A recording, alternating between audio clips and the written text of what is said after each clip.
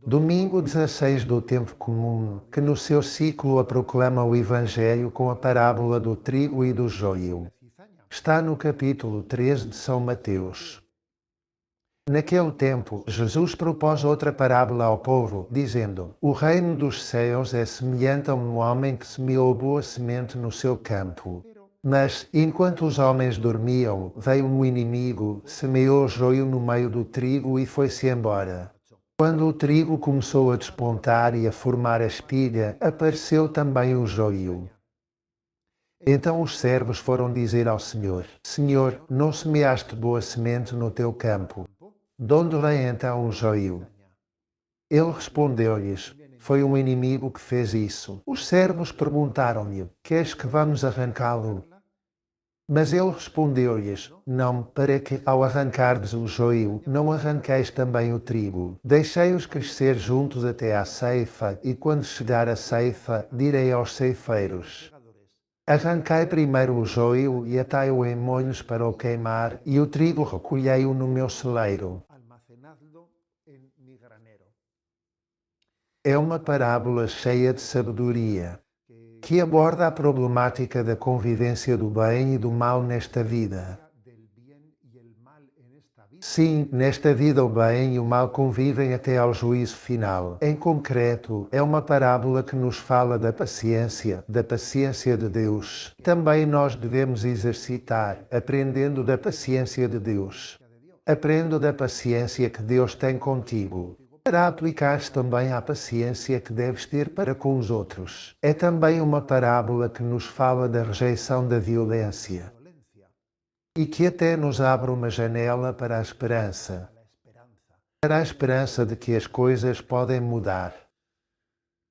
Quando aqueles servos impacientes dizem ao Senhor: Olha, apareceu o joio, arrancamo-o, recebem uma resposta contundente da parte de Jesus: Não, não o façais, para que, ao arrancardes o joio, não arranqueis também o trigo.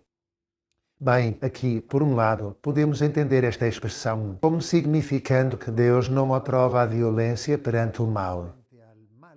Deus não aprova que o bem seja imposto pela violência. Essa é uma interpretação. Outra interpretação também pode ser a de que Deus tem mais esperança do que nós. Porque aquilo que a nós nos parece ser joio e que já não tem remédio, talvez Deus tenha no seu desígnio a esperança de que aquilo que tu vês como joio possa finalmente tornar-se trigo. Trigo, porque só Deus conhece o íntimo das almas. Pois bem, ao aplicar esta parábola à vida, é muito interessante conhecer o que aconteceu em torno da luta que São Agostinho travou contra a heresia donatista. O que são os donatistas ou o donatismo? O donatismo é uma heresia daqueles primeiros séculos da vida da Igreja. Pretendia que a Igreja fosse formada unicamente pelos santos, pelos perfeitos, por aqueles que não tinham tido quedas de qualquer espécie. Acontece que, durante as perseguições de Diocleciano, já na parte final do Império Romano, antes de este se tornar cristão, houve alguns que, para salvarem a pele, para salvarem a vida, apostataram. Eram os que se chamavam os traditores. A palavra traditores quer dizer os que entregavam. Tinham entregue os livros sagrados ou tinham entregue os cálices sagrados aos soldados romanos em troca de salvarem a vida. E, naturalmente, quando a perseguição já tinha terminado e a paz tinha regressado ao Império Romano, muitos destes que tinham sido traditores voltaram pedindo perdão, e a Igreja acolheu-os. Fizeram penitência, pediram perdão, até os que eram sacerdotes voltaram a exercer o sacerdócio. E, naturalmente, isto gerou uma grande crise. E os donatistas mantinham a opinião de que não podiam voltar a ser aceitos dessa maneira, porque isso iria corromper a Igreja.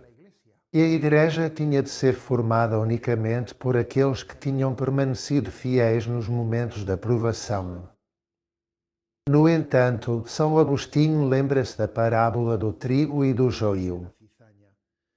E então recorda que trazemos um tesouro em vasos de barro, e que a Igreja não será composta apenas por santos até ao fim dos tempos.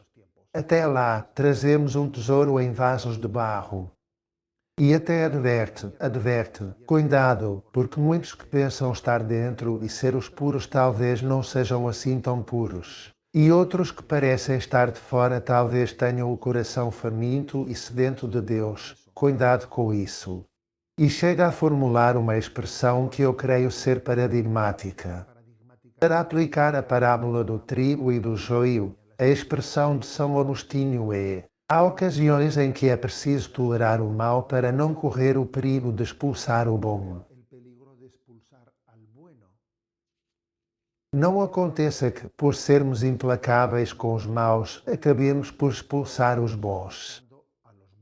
Pois bem, esta doutrina, esta aplicação da parábola do trigo e do joio, não quer dizer, a Igreja nunca a interpretou como significando que não devamos estar vigilantes perante o mal. Sim, é preciso estar vigilante. O Evangelho fala-nos da vigilância. Cuidado, porque enquanto dormíamos veio o inimigo e semeou. Não estar vigilante perante o mal é ter uma negligência espiritual. E os pastores são repreendidos quando não vigiam. Quando não vigiam, quando há falta de vigilância. Mas, para compreender como se devem integrar estas duas coisas, viver vigilante, mas ao mesmo tempo compreender que o trigo e o joio crescem juntos. Como se conciliam estas duas coisas? Bem, eu creio que a melhor forma de as integrar é aquela máxima que diz: sê exigente contigo mesmo e misericordioso com os outros. Ou seja, onde tens de arrancar o joio sem contemplações é dentro de ti, não nos outros. Onde podes e deves arrancar o joio é dentro de ti. E por isso o Evangelho diz: se a tua mão te faz cair, se o teu olho te faz cair, corta, arranca-o, isto é, ser radical na luta contra o mal, arrancando um joio de dentro de ti.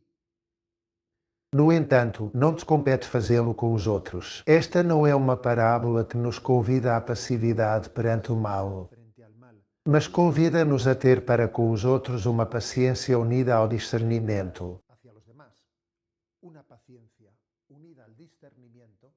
E para conosco sermos implacáveis nesse acolhimento do chamamento à conversão.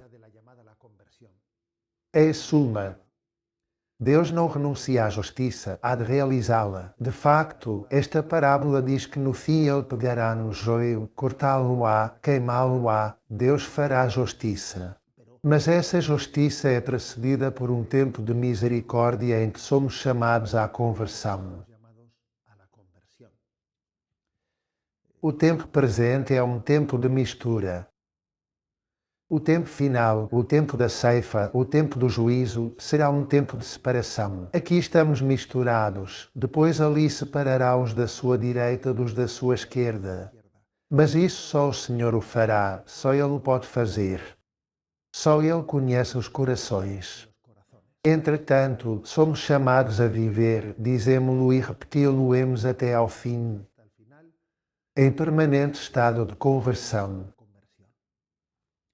A bênção de Deus Todo-Poderoso, Pai, Filho e Espírito Santo, desça sobre vós.